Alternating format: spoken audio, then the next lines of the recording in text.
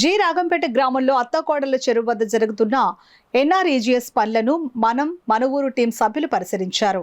ఈ సందర్భంగా వారు ఉపాధి హామీ కూలీలతో మాట్లాడి వారి సమస్యలను అడిగి తెలుసుకున్నారు.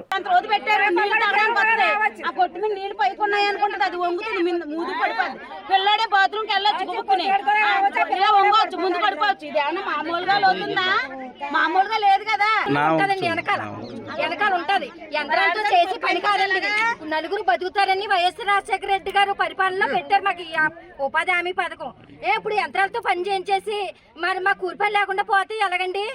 మేము ఎలా బతకాలండి? 3 ఫుడ్లో ఉన్న ఎక్సేలు అన్ని అలా జల్లుతున్నారు.